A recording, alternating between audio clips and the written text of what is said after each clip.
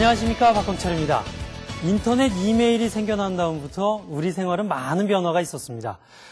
학생 같은 경우에는 과제나 숙제를 이메일로 이렇게 제출하는 경우도 있고요. 또 여자친구나 남자친구나 이렇게 또 주고받던 연애 편지가 과거에는 손으로 썼었는데 이제는 이메일로 이렇게 보내곤 합니다. 어떤 사람들은 이 손으로 쓰던 그 편지, 그 정감, 그런 것에 대해서 아쉬워하는 분이 계시는데요. 이때 우리가 발상의 전환을 해보는 건 어떨까요? 하얀 배경에 그냥 몇 자 적는 이메일 그런 메일 말고 내가 찍은 사진을 편지지로 도안해서 예쁜 편지지에 글을 담아 보내는 것. 그래서 차가운 모니터에 예쁜 편지지와 이메일을 전송해 보는 것. 그런 것 어떨까 한번 생각을 해보게 됩니다. 자, 디지털 사진과 포토샵 시작해 보겠습니다.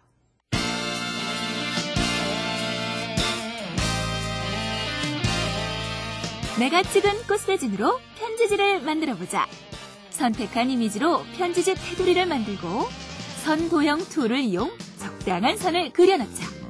무미건조한 메일이 색을 띠기 시작한다.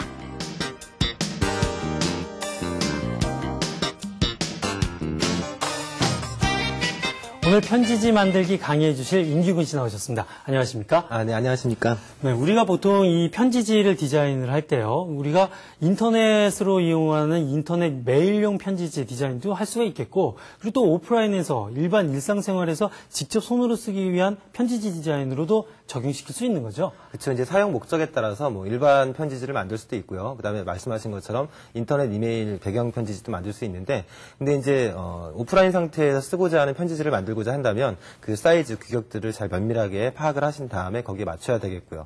그다음에 출력할 때 해상도는 어떻게 돼야 되는지 예전에 말씀드린 것처럼 그런 부분들을 주의하시면 만드신 후에 그런 것들을 오프라인 상태에서도 또 온라인 상태에서 사용하실 수 있을 것 같습니다. 그렇군요.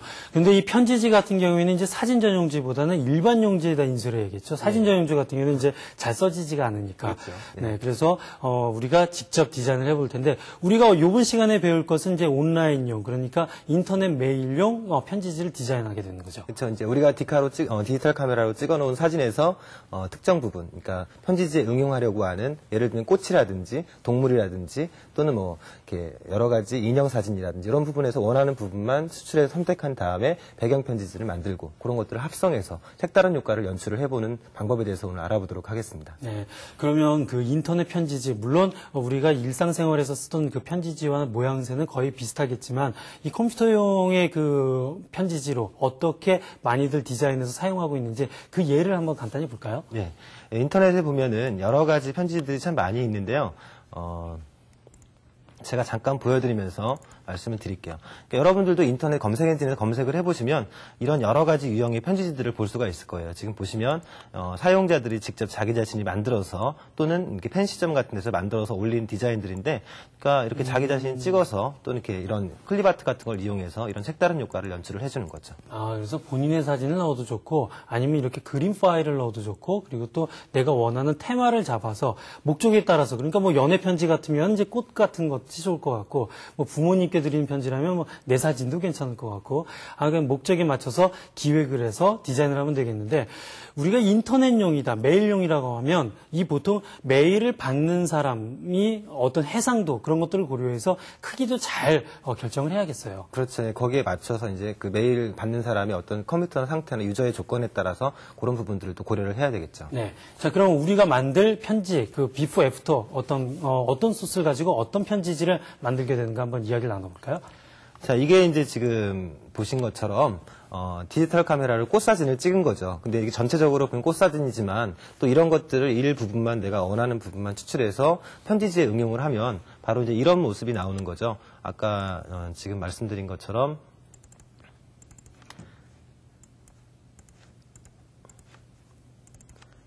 자, 이런 꽃사진을 가지고 이렇게 꽃편지지, 이메일 꽃편지지를 만들어 본 거죠. 배경도 이렇게 분홍색도 칠해보고, 라인도 넣어보고, 그 다음에 지금 보면은 주변 테두리를 따라가면서 꽃사진이 쭉 점점이 박혀 있죠. 그러니까 여기에 있는 이 꽃을 우리가 선택한 다음에 크기도 변형하고 약간 효과도 주고 그런 작업을 해본 거죠. 네, 그럼 한번 시작해보죠. 네. 자, 그러면 이제 편지지에 응용할 개체가 들어있는 실습 예제 파일을 불러오시고요.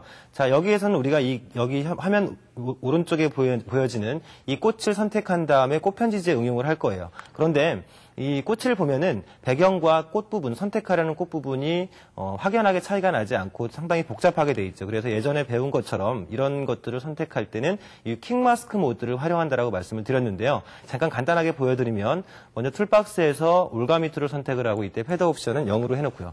이렇게 마우스를 드래그해서 대략적으로 선택하고자 하는 꽃 주변을 선택을 해놓고 그 다음에 퀵마스크 모드로 변형을 하신 다음에 브러쉬 툴을 이용해서 이 선택 영역에서 빼고자 하는 부분을 마스크 영역으로 칠해 주시면 이 지금 보신 것처럼 이런 선택 영역 이미지를 얻어낼 수가 있는 거죠. 그래서 지금 보신 것처럼 이렇게 퀵마스크 모드를 이용해서 이 화면에 보여지는 이 부분의 꽃 이미지를 선택하고 이렇게 새로운 레이어로 복사해서 새 작업 도큐먼트에 제가 붙여넣은 거라고 볼 수가 있겠습니다. 네, 이렇게 이제 꽃을 따낸다는 것은 그 편지지에 꽃을 이제 배치하기 위한 그 꽃송이를 따내는 건데요. 이때 이제 퀵마스크 모드를 이용하면 세밀하게 따낼 수가 있다.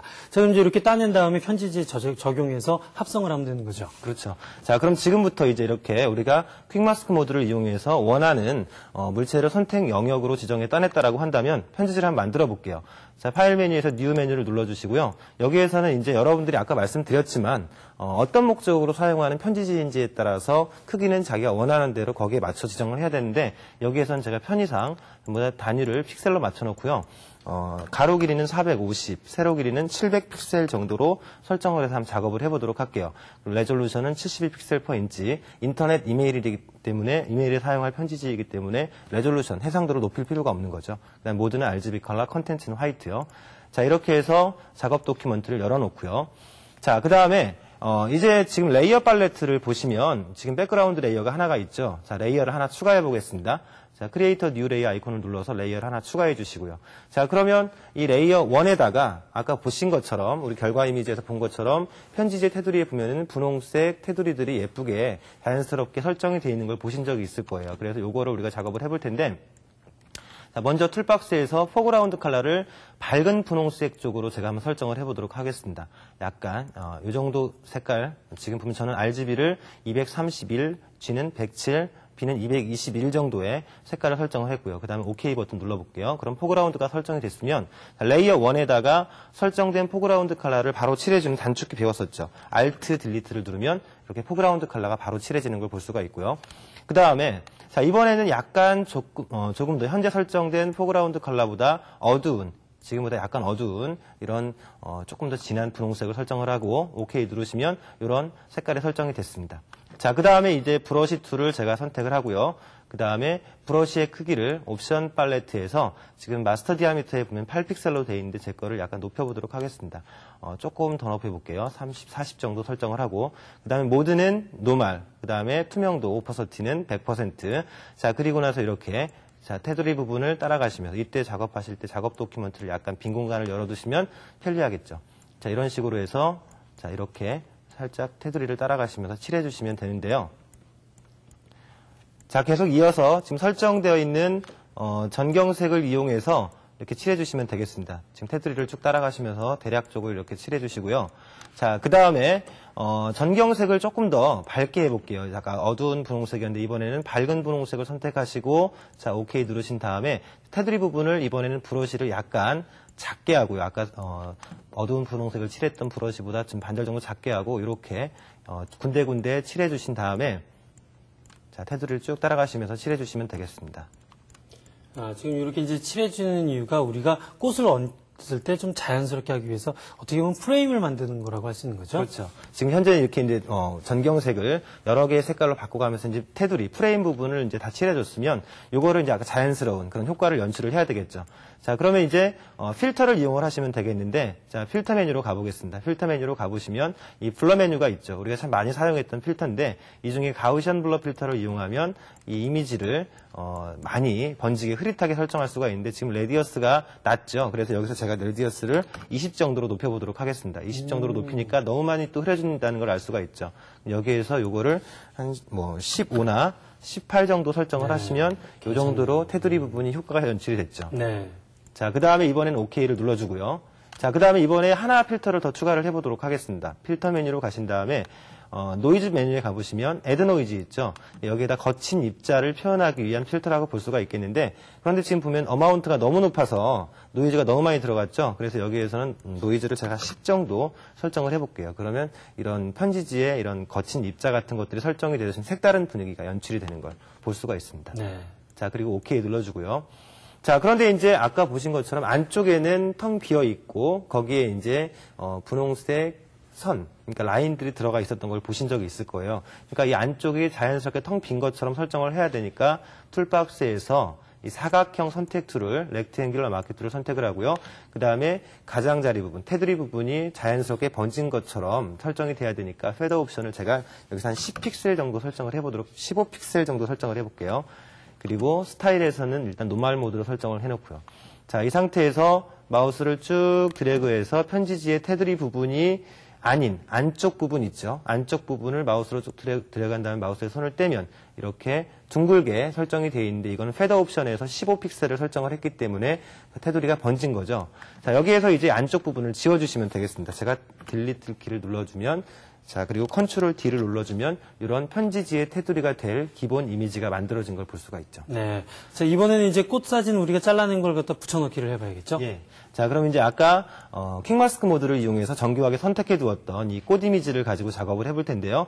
자, 이 꽃 이미지를 이제 합성을 해서 색다르게 이제 연출을 해볼 텐데, 자, 먼저 툴박스에서 이 무브 툴을 선택을 하고요. 이렇게 지금 다른 작업 도큐먼트에 레이어로 지금 붙여져 있잖아요. 자, 요거를 제가 마우스로 쭉 드래그한 다음에 이 아래에 작업하고 있는 이 꽃 이미지 편지지 위로 드래그하면 이렇게 바로 복제가 되고요. 새 레이어가 만들어지는 걸 볼 수가 있죠. 네, 컨트롤 C, 컨트롤 V를 통하지 않고 드래그 앤 드롭으로도 간단하게 할 수가 있군요. 네. 자, 그럼 이렇게 해서 복사를 해놨으면 이번에는 이 꽃 이미지를 보면은 지금 색깔들 이런 것들이 상당히 좀 이렇게 이런 부분들이 좀 문제가 있는 것들을 볼 수가 있죠. 이런 부분들은 우리가 앞에서 배웠던 보정 기능들을 이용해서 하얀 부분을 좀 더 하얗게 만들고, 이런 그 잡티 같은 것들이 있는 부분들은 또 힐링으로 치료하시고 작업을 하시면 더 색다르게 이제 좋은 이미지를 얻을 수 있겠죠. 네. 자, 근데 여기서는 이제 이 꽃 이미지가 이렇게 크게 들어가 있는 것보다는 아까 보신 것처럼 테두리 부분에 자연스럽게 점점이 박혀 있는 것처럼 그런 효과를 연출을 할 거니까요. 자, 컨트롤 T를 눌러서 제가 일단 꽃 이미지를 줄여보도록 하겠습니다. Shift 키를 누르고 이 정도로 줄여주고요. 그다음에 이 안쪽을 더블 클릭하려고 하는데 이럴 때는 잘 안 되는 경우가 있어요. 작게 줄이면. 이럴 때는 툴박스에 있는 아무 툴이나 클릭하면 이 변형 결과를 적용할 건지 물어보죠. 그럼 어플라이를 눌러주시면 이렇게 꽃 이미지가 작게 줄어들었습니다. 자, 그 다음 무브 툴로 제가 원하는 위치에다 갖다 놓고요. 자, 여기다 놔보겠습니다.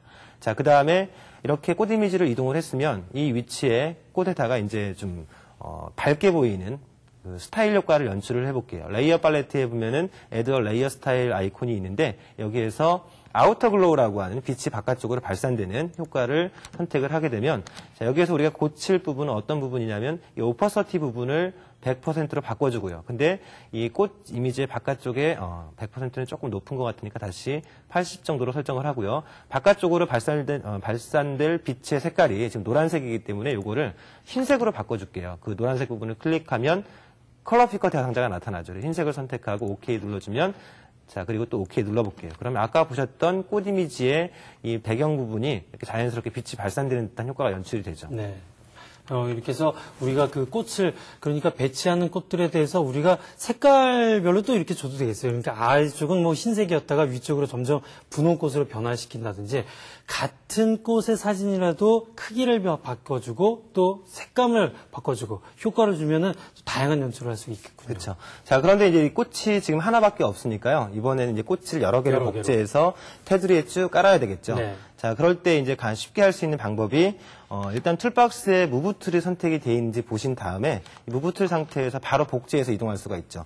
그러니까 Alt 키를 누르고 있으면 이 마우스 포인터의 모양이 지금 보신 것처럼 검정색, 흰색으로 겹쳐져 있죠. 이거는 현재 레이어 안의 이미지를 복제해서 새 레이어를 또 만들어줄 수 있다는 것을 의미해요. 그런데 Shift Alt 키를 누르고 했을 때도 똑같은 모양이지만 이 Alt 키만 누를 때, Shift Alt 키만 누를 때 차이점은, Shift Alt 키를 누를 때는 이거 홈페이지 메뉴바 같은 걸 만들 때 응용할 수 있는데요. 수평이나 수직으로 복제해서 딱 맞춰서 이동할 수 있고요. 그냥 Alt 키만 누를 때는 내가 원하는 부분 쪽으로 이동해서 이미지를 복제할 수 있는 그런 기능인데 한번 복제해 보도록 할게요. 자, 이렇게 마우스를 드래그하니까 똑같은 이미지가 이런 식으로 복제가 되죠. 그래서 이렇게 원하는 쪽에다 깔아주시면서 작업을 하시는데, 일단 제가 쭉 복제를 해놔 볼게요. 이렇게 원하는 데다가 이렇게 복제를 해놓고요. 그다음에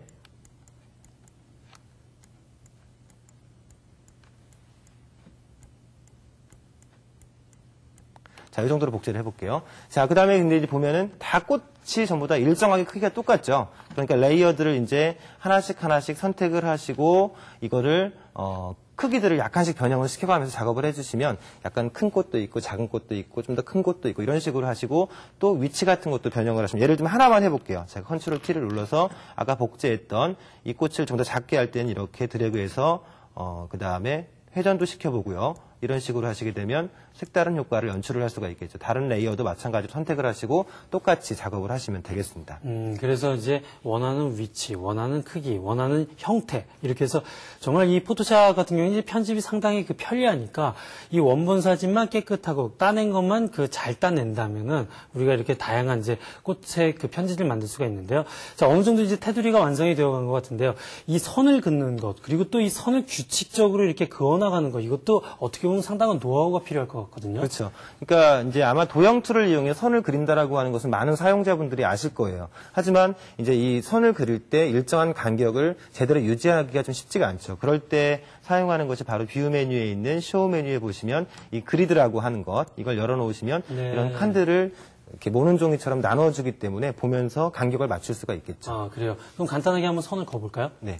자, 그럼 이제 이것도 역시 새 레이어를 만들어 놓고 할 거니까요. 맨 위에 있는 레이어를 선택하신 다음에 크리에이터 뉴 레이어 아이콘 눌러주시고요. 새 레이어가 만들어지면 자, 도형 툴 중에 보면은 여기에 라인 툴이 있죠.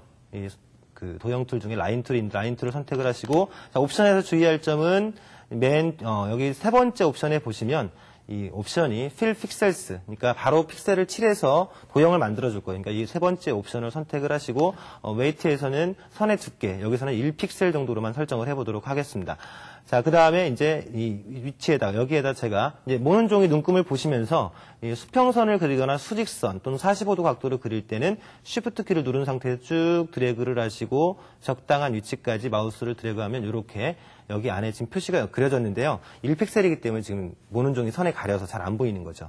제가 잠깐 꺼볼게요. 컨트롤 큰 따옴표를 누르면 이렇게 꺼지죠. 다시 네. 컨트롤 지금 보신 것처럼 이렇게 모는 종이가 꺼지니까 선 도형이 그려진 게 보이죠. 다시 컨트롤 큰 따옴표를 눌러서 켜놓고요. 그 다음에 자, 이번에는 이 선을 여러 개를 복제를 해서 만들어야 되니까 근데 이걸 또 여러 개 레이어로 분리해서 만들면 불편하니까 일단 이 선 부분을 선택 영역으로 지정을 해서 작업을 하는 게 좋겠죠. 그래서 컨트롤 키를 누른 상태에서 선이 그려져 있는 레이어 3를 클릭하면 이렇게 선이 그려져 있는 부분이 바로 선택되죠. 이 상태에서 무브부터 선택하고 그 다음에 Alt 키를 누른 상태에서 하나씩 간격을 맞춰가시면서 이렇게 복제를 하시면 원하는 위치에다가 이렇게 하나씩 선을 복제해서 만들어줄 수가 있겠습니다. 네. 그래서 우리가 이 Alt 키를 눌러서 복제를 하면서 새 레이어를 추가하고 그러면서 이 이미지를 계속 복제해 나가는 거. 이것도 상당한 또 노하우라고 할 수가 있겠어요. 네. 계속 보면은 이 초보자들이 많이 어려워하는 부분이 복사해서 이동시키는 거거든요. 컨트롤 C, 컨트롤 V에 익숙해져 있으니까 컨트롤 C, 컨트롤 V 이것만 하다가 또 마우스로 나중에 이동시키고 그러는데 간단하게 이동을 하면서 이 마우스와 같이 핸들하니까 상당히 편리하게 할 수가 있겠군요. 네, 제가 그러면 실제 사이즈로 한번 이걸 키워보겠습니다. 실제 사이즈로 키워보니까 이렇게 여기 편지지의 테두리에는 이런 분홍색 효과가 연출이 되고요. 꽃이 들어가 있고 라인이 자연스럽게 이렇게 들어가 있는 걸 볼 수가 있죠. 네. 자, 그러면 이제는 이렇게 만든 편지지를 인터넷 메일용으로 그 배경화면으로 지정하는 방법도 상당히 중요할 것 같은데요. 간단하게 그 부분을 한번 짚고 넘어가도록 하겠습니다. 보통 이 이메일이라고 한다면 웹베이스 방식, 그러니까 웹메일을 사용하는 사람과 팟메일을 사용하는 사람 이렇게 두 가지 분야로 나누게 되죠. 오늘은 이 팟메일 사용자들이 많이 사용하는 아웃룩 익스프레스라는 이메일 프로그램에서 편지지 지정하는 방법을 간단히 보도록 하겠습니다.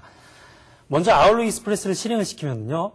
이러한 창을 볼 수가 있는데 메일을 보내기 위해서는 메일 작성 버튼을 누르게 되죠. 자, 메일 작성 버튼을 누르게 되면 새 메시지 창을 볼 수가 있습니다. 지금은 배경이 흰색이에요. 여기에 밋밋하게 글을 써서 보통 메일을 보냈는데 편지지로 바꾸고 싶다 할 때는 서식 메뉴를 이용합니다. 서식 메뉴를 클릭하게 되면 다양한 메뉴가 나오고요. 여기에서 편지지를 적용하고자 할 때는 편지지 적용 메뉴로 바로 가면 되겠습니다. 여기에서 내가 기존에 있는 편지지를 사용하고자 할 때는 1번부터 7번 이 목록에서 선택해도 되겠지만 내가 지정하고 내가 만들고 싶을 때는 기타 편지지를 선택해 줍니다.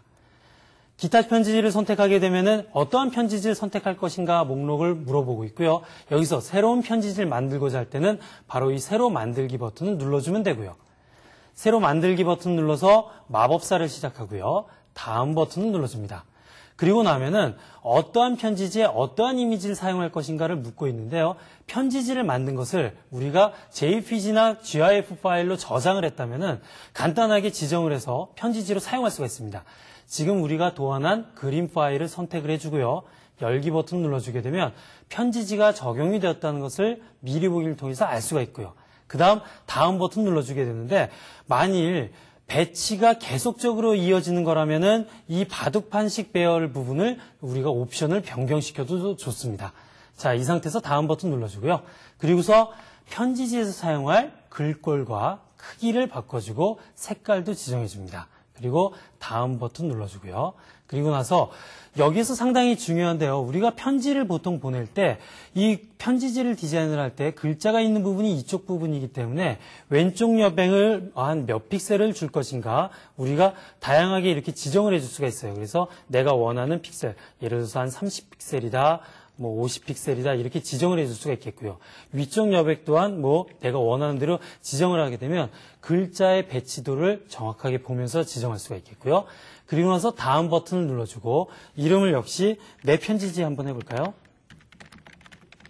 자, 지정을 하게 되면 내 편지지라는 HTML 파일들이 간단하게 만들어지게 됩니다. 그러면 이 편지지를 선택을 하고서 확인 버튼 눌러주게 되면 이제는 이 이메일에 간단하게 편지지가 들어와 있는 것을 확인을 할 수가 있겠고요. 여기에서 내가 글자를 입력할 곳으로 이동을 한 다음 자, 이렇게 글씨를 입력해서 간단하게 메일을 보내주면 되겠죠. 지금 보다시피 엔터를 치게 되면 그 다음 커서의 위치가 애매해질 수가 있습니다. 그래서 정확하게 여러분들이 그 위치를 맞춰서 이렇게 디자인하는 것도 하나의 노하우라고 할 수가 있겠습니다.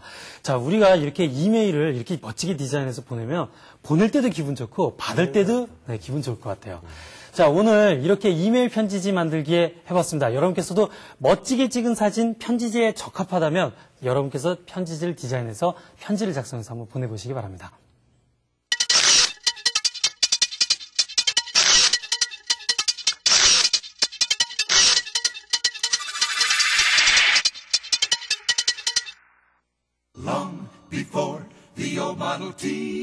세상에서 가장 아름다운 피사체, 바로 아이들이 아닐까? 어떻게 담아도 예쁜 게 아이들 사진이라지만 이왕이면 제대로 아이가 평생 간직할 보물이 될 사진을 준비해보자.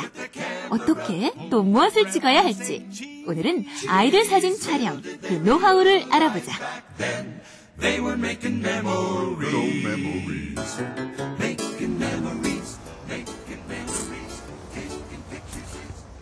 천진난만한 아이 사진, 굉장히 우리가 찍고 싶어하는 사진 중에 하나인데요.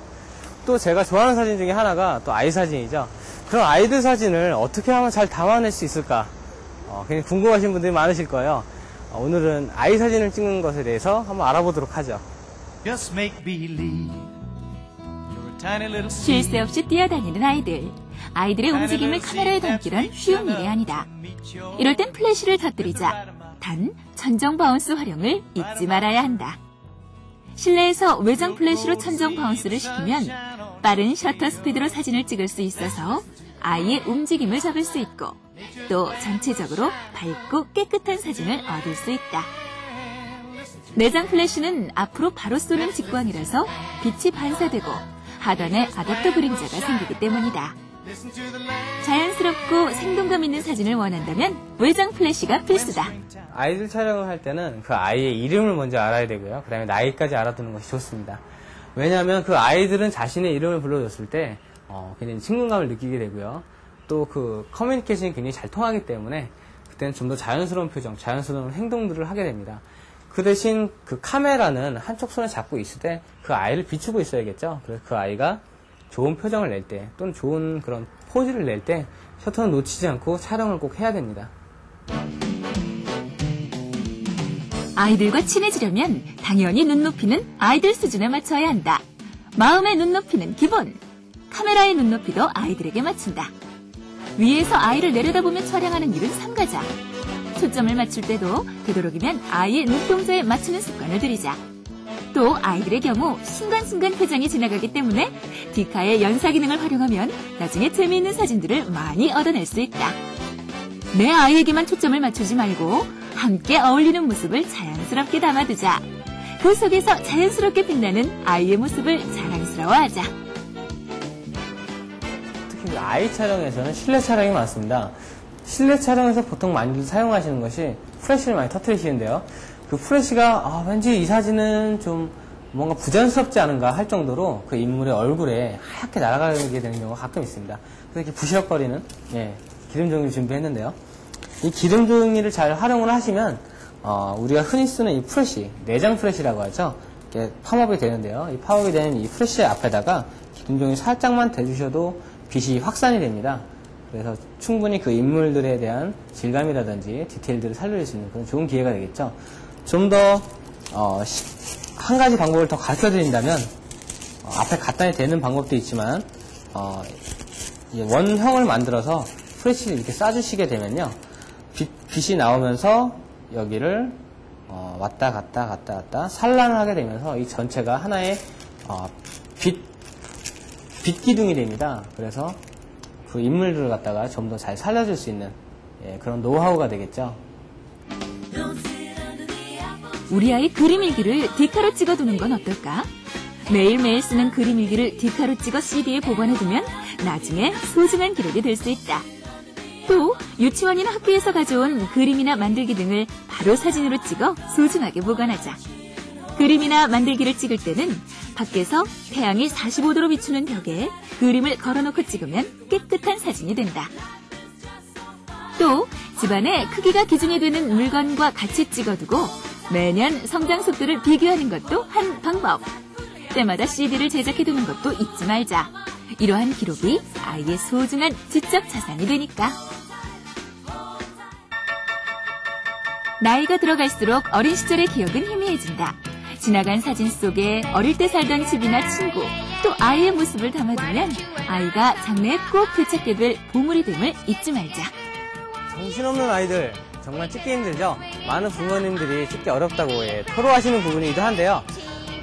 오늘 그 어렵게 찍은 만큼 사진들이 나중에 아이들이 봤을 때 좋은 추억으로 남는 좋은 선물이 될 것 같습니다. 그럼 오늘부터라도 아이들에게 디카로 찍은 사진 일기장을 선물해보는 건 어떨까요?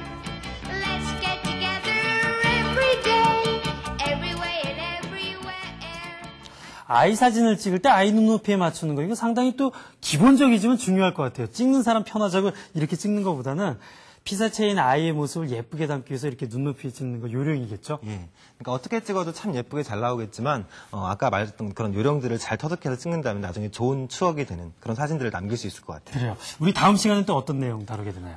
다음 시간에 이제 여러분들 사진 참 많이 찍으셨을 것 같은데 이렇게 찍은 사진들을 사계절 분위기가 나는 달력을 만들어보고 그거를 내가 출력해서 또 멋진 달력으로 이렇게 연출해보는 그런 과정을 배워보도록 하겠습니다. 달력도 참 필요하죠. 저희 홈페이지 많이 접속하고 계시죠? oundika.com에 접속하셔서 궁금한 거 꼭 남기시기 바랍니다. 저희는 다음 시간에 뵙겠습니다. 안녕히 계십시오.